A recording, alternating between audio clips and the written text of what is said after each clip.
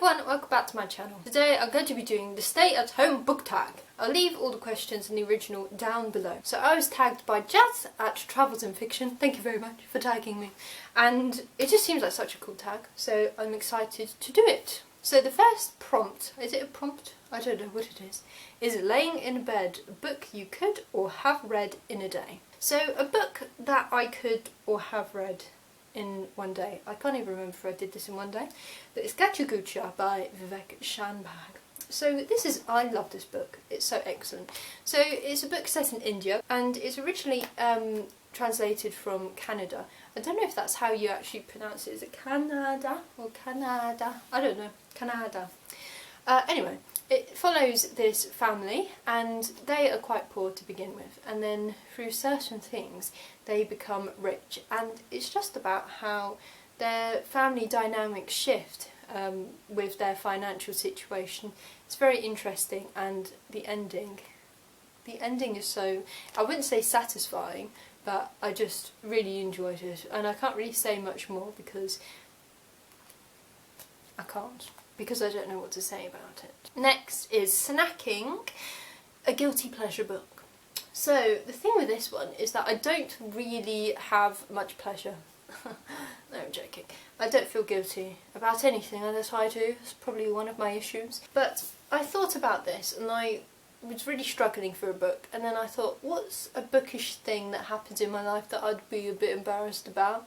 And this is the embarrassing thing. Okay, so the book is Old Bear Stories. This is a children's book. The thing is, you might notice that it's in quite a new condition.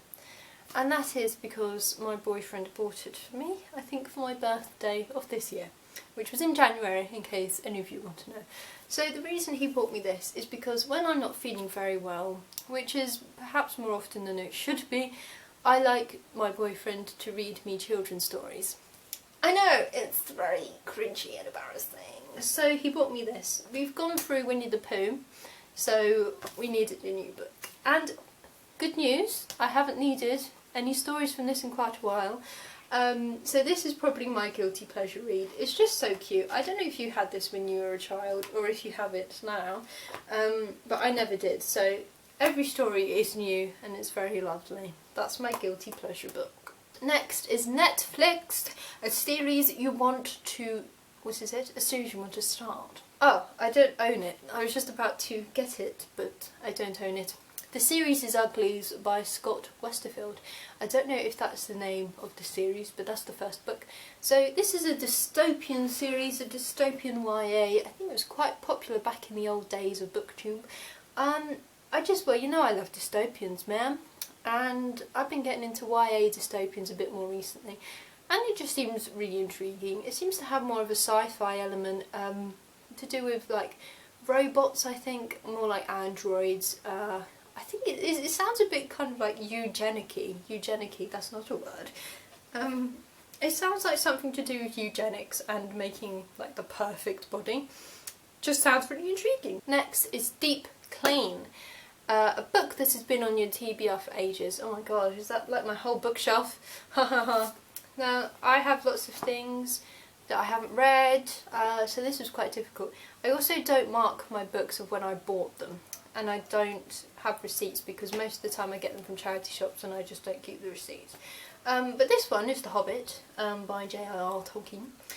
I can't remember when I bought this, but it was some heckin' time ago now. I think it wasn't that long ago, I think it was like 2 or 3 years ago. So this is obviously the prequel to Lord of the Rings, and I enjoyed Lord of the Rings. I think with Lord of the Rings, the odd number of the books are worse than the even bit. So you know you have each book is split into 2. Yeah, I think the odds are worse than the evens, to be honest. I probably don't care. But I'm hoping The Hobbit would be quite cute. It seems more like a kids edition than Lord of the Rings. Lord of the Rings seems a bit more grown up.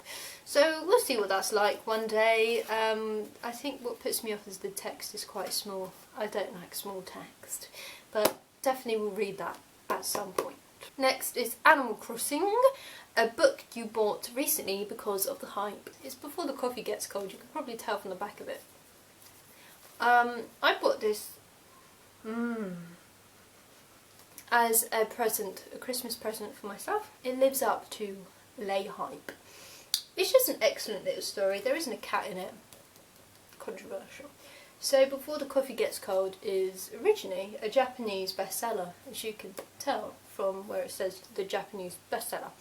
And it's about this little coffee shop, and there's one chair where you can go and sit in and go back to the past. But you have to drink the coffee before it gets cold, otherwise something dire will happen.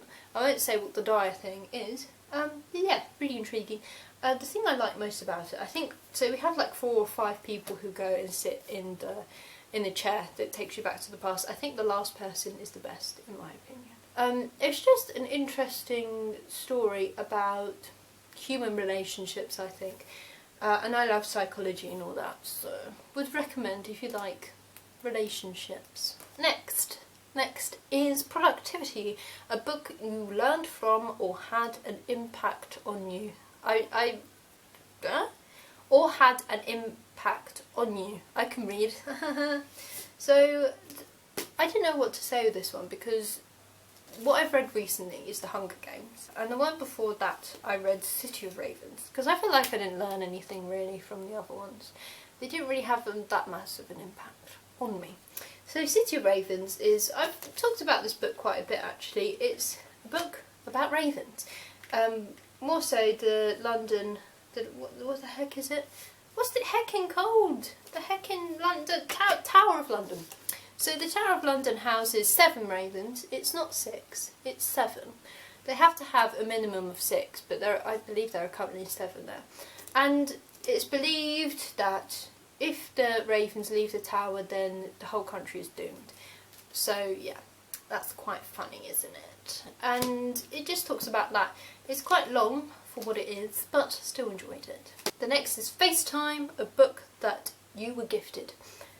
I have lots of gifted books because I'm spoilt, but this is the one I want to talk about, and it's the Starless Sea. And there's a sticker on it, and I tried to peel it off and then realised that there was sticker damage on the sleeve, so I left it on. So the Starless Sea, this is actually, I haven't kept this in quite a good condition, which makes me a bit sad. The thing is, I can try and say what the Starless Sea is about, but I don't heckin' know. I've read it and I try to remember what it's about, and it's so difficult. It's so abstract that I can't really describe it.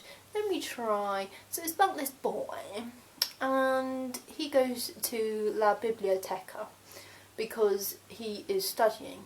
I think it's something to do with video games, like the theory of video games. Anyway, he finds a book about himself. And then there's all this weird conspiracy stuff going on. Oh god, I'm doing such a terrible job of this. What do I even know about it? I don't heckin' know. That was awful. That was an awful explanation. But yeah, good book, intriguing. And lastly, self-care. One thing you've been doing to look after yourself. So, the main thing I've been doing to look after myself is, what is it? I don't heckin' know. I've been having therapy, which helps massively. That's because of my anxiety. So that helps a lot. I've also been keeping a mental health diary. Well, more specifically, a health anxiety diary. So whenever I'm feeling a health anxiety, I write it in, and that helps me. So basically, if I'm having a worrisome thought, I write it down, and then I try and alter how I perceive that thought. So yeah, that's quite helpful. Also doing yoga and listening to new age music, as YouTube calls it, is quite beneficial. So there we go, that's the stay at home book tag. Thank you for watching, and I'll see you next time. Goodbye!